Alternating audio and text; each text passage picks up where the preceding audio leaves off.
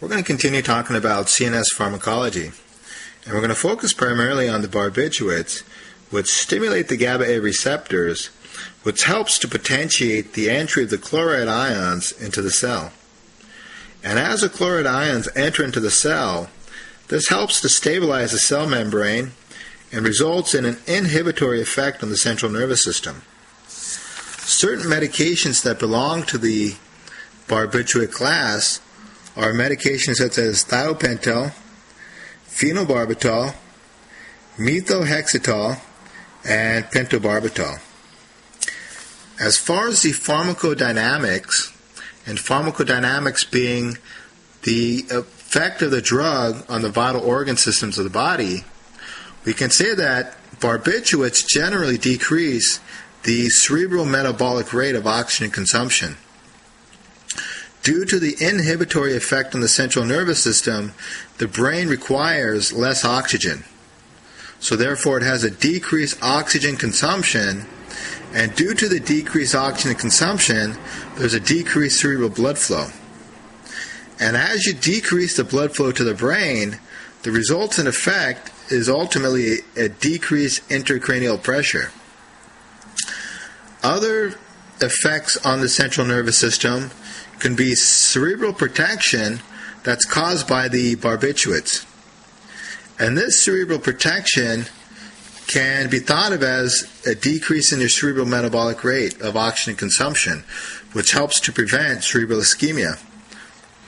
And there's a near maximal decrease in the cerebral metabolic rate of oxygen consumption up to nearly 55%. Another property of barbituates on the CNS is thought of as an anticonvulsant property. And we'll talk about later is how you change the structure of the parent barbituric acid molecule, and by adding a phenyl group to the C5 atom, you can create an anticonvulsant effect, and the example would be phenobarbital. So going back to the pharmacodynamics, we talked about the CNS effects of the barbituates. The cardiovascular effects of barbituates, we can say, has a direct cardiodepressant effect by decreasing the contractility of the ventricles. Also, you increase the venous capacitance, meaning you're going to venodilate, and therefore you have a decreased venous return, a decreased volume of blood returning back to the heart and filling the left ventricle. So as you decrease your preload, or decreasing your left ventricular end diastolic volume, you're going to ultimately further decrease your contractility of the heart. So this is going to result in a decreased mean arterial pressure, and this decreased mean arterial pressure stimulates the intact baroreceptors, and the intact baroreceptors is going to stimulate the sympathetic tone and therefore create increased systemic vascular resistance, which is increasing your afterload by vasoconstriction, as well as increasing your heart rate and ultimately increasing your contractility through the sympathetic innervation.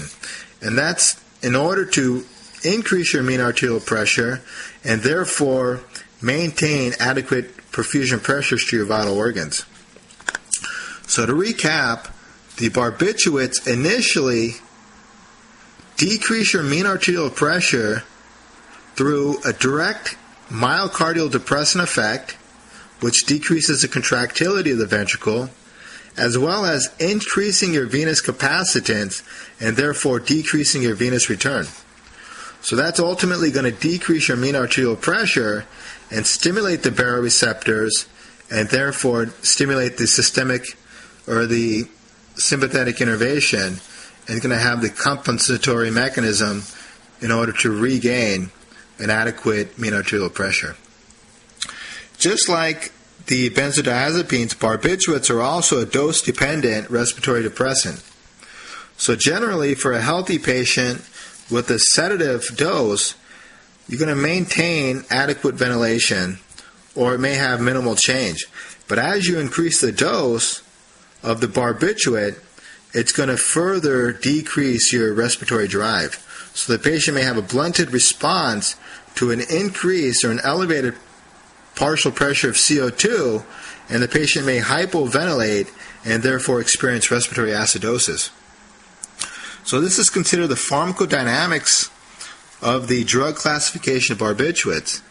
As far as the pharmacokinetics, that implies the absorption of the drug, the distribution of the drug, the biotransformation, and the final excretion of the drug. So generally, barbiturates are introduced intravenously. And due to the high lipid solubility of the drug, there's a rapid onset of the medication, approximately 30 seconds until you see the effects of barbiturates. The distribution is primarily governed by the lipid solubility, the protein binding of the medication, and the fraction of the ionized and the non-ionized form of the molecule. And if we look here at the parent molecule of barbituric acid, we can see that if you alter the second carbon atom and you introduce a sulfur element, this increases the lipid solubility and therefore increases the rate of onset. Likewise, if you alter the fifth carbon atom and you increase the length of the methyl groups, or if you increase the length of the additional group of the carbon atom, this increases the potency of the barbiturate medication. And if you introduce a phenyl group to the fifth carbon atom, that increases the anticonvulsant effect. For example, the phenobarbital, in which we said has the anticonvulsant effect on the central nervous system. And that's due to the phenyl group that's attached to the fifth carbon atom. And the final thing that I want to mention as far as structure, relation, activity, if you alter the nitrogenous group on the first position, this will affect the duration of action. So this talks about the pharmacokinetics. We talked about the absorption generally being intravenous. The distribution basically is governed by the protein binding, the lipid solubility, and the fraction of the ionized and the non-ionized form of the molecule. Biotransformation takes place primarily by the liver, and that basically tries to create an inactive molecule and a water-soluble molecule through the phase 1 and phase 2 reactions of the liver. And this inactive water-soluble molecule or metabolite is then excreted through the renal system via the urine, and that takes care of the excretion portion of the pharmacokinetics. In the next lecture, we'll talk about propofol and how propofol affects the similar receptor, the GABA A receptor, and we'll talk about the pharmacodynamics and the pharmacokinetics of propofol.